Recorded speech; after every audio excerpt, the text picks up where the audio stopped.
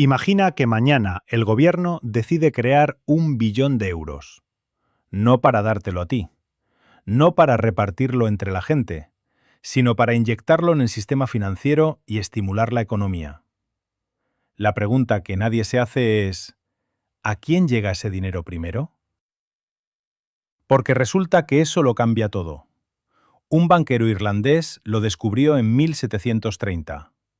Un economista vienés lo explicó en 1912. Y los gobiernos del mundo llevan décadas prefiriendo que no lo sepas. Piensa en los últimos 5 años. Los precios de la vivienda se han disparado. La cesta de la compra cuesta un 30% más. Tu sueldo, si ha subido, lo ha hecho mucho más despacio que los precios. Y sin embargo, en ese mismo periodo, los grandes fondos de inversión, los bancos y los más ricos han multiplicado su patrimonio de forma extraordinaria. La respuesta oficial es siempre la misma. La cadena de suministro, la guerra, la energía, la codicia empresarial.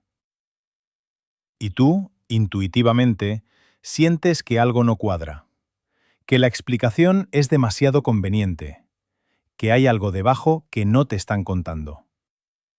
Tu intuición tiene nombre, y tiene casi 300 años de historia.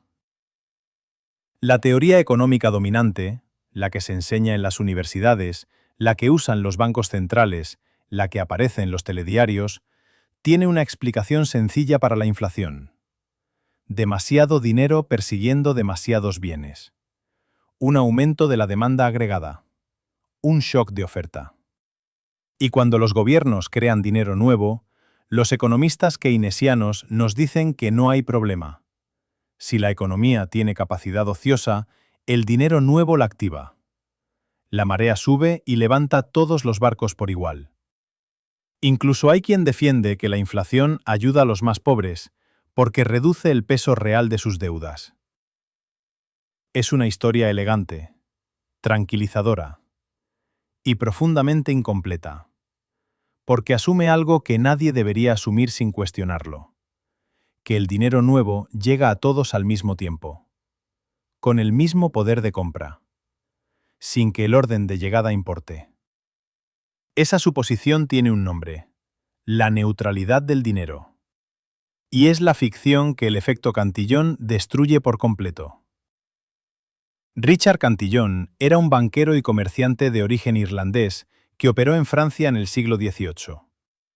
En 1730 escribió un ensayo, publicado 25 años después de su muerte, que muchos economistas consideran el primer tratado moderno de economía. Y en ese ensayo observó algo que parece obvio cuando te lo explican, pero que tiene consecuencias devastadoras. El dinero no llega a todos al mismo tiempo.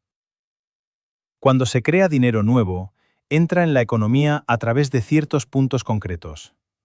El gobierno, los bancos, las instituciones financieras, los grandes contratistas del Estado. Los primeros receptores de ese dinero lo gastan cuando los precios todavía no han subido. Compran activos, propiedades, materias primas.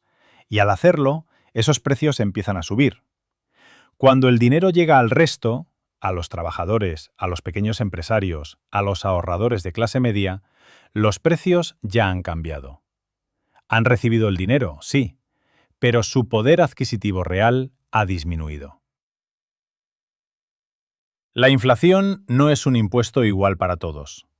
Es una transferencia de riqueza silenciosa, sistemática y completamente legal, desde quienes reciben el dinero tarde hacia quienes lo reciben primero.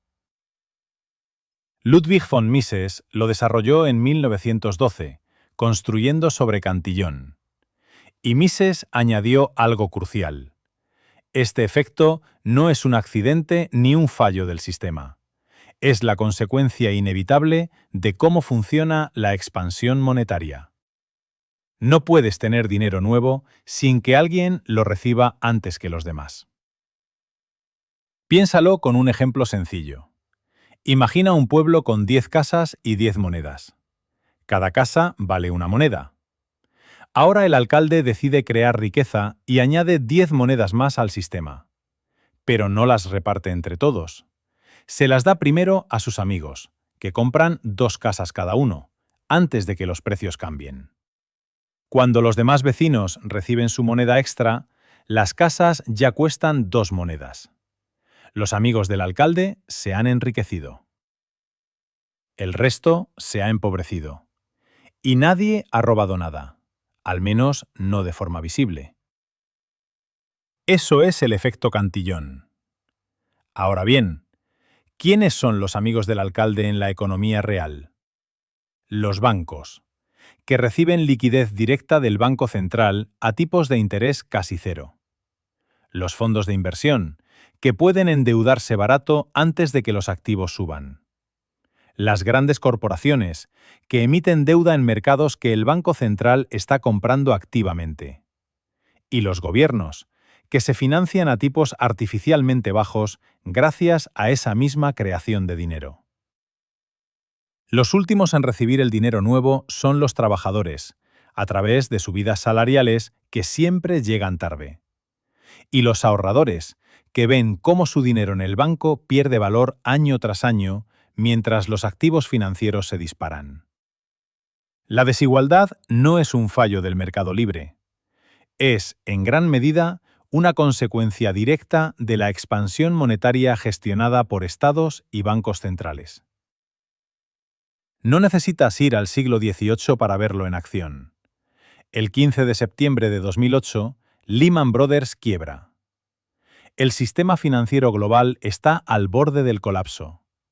Y los bancos centrales de todo el mundo deciden actuar. Entre 2008 y 2022, la Reserva Federal crea aproximadamente 9 billones de dólares. 9 billones. Un número tan grande que cuesta visualizarlo. ¿A quién llegó ese dinero primero?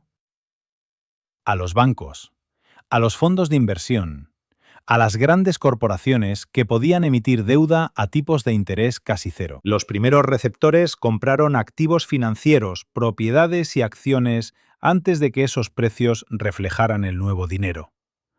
El resultado es documentado y verificable. El índice de las principales empresas americanas multiplicó su valor por 6 entre 2009 y 2021. El precio de la vivienda en las grandes ciudades se duplicó o triplicó. ¿Y los salarios? En términos reales, ajustados por inflación, prácticamente no se movieron para la mayoría de los trabajadores durante esa misma década. No fue codicia empresarial. No fue la cadena de suministro. Fue el efecto Cantillon, operando exactamente como Cantillon lo describió en 1730 y como Mises lo teorizó en 1912. Los que estaban cerca del grifo se enriquecieron. Los que estaban lejos vieron cómo su posición relativa empeoraba. Y todo esto ocurrió sin que ningún político tuviera que anunciar una subida de impuestos. Sin debate parlamentario. Sin que nadie votara a favor. Bastiat, el gran economista francés del siglo XIX, lo anticipó con una frase que no ha envejecido un solo día. El Estado es la gran ficción a través de la cual todo el mundo intenta vivir a expensas de todo el mundo.